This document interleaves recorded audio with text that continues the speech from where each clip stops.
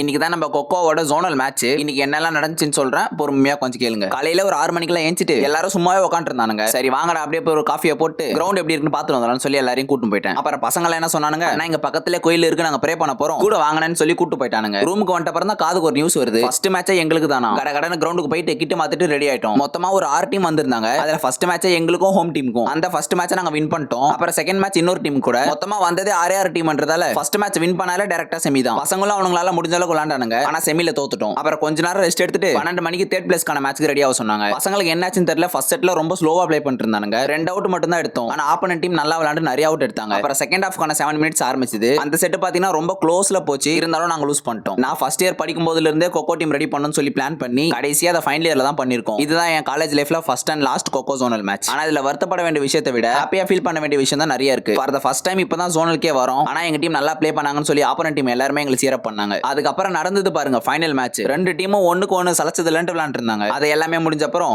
பரிசு கொடுக்குற நேரம். இவங்க தேர்ட் பிளேஸ், இவங்க செகண்ட் பிளேஸ், அப்புறம் இவங்க தான் ஃபர்ஸ்ட் பிளேஸ். அதுக்கப்புறம் ரூமுக்கு வந்து கொஞ்ச நேரம் ரெஸ்ட் எடுத்துட்டு எல்லாரும் ஃப்ரெஷ் ஆயிட்டு அங்கிருந்து ஒரு 3:30 மணிக்கா கிளம்பிட்டோம். போகும்போது ஒரே ஸ்ட்ரெயிட் பஸ், அதனால டிராவல் பண்ணது பெருசா எதுவும் தெரியல. ஆனா ரிட்டர்ன் வரும்போது மாறி மாறி மாறி மாறி எத்தனை மாறி அந்த மாதிரி மாறி வீட்டுக்கு வரத்துக்கே 11 மணி ஆயிருச்சு. அதோட இந்த பதிவு முடியுது. நன்றி, வணக்கம்.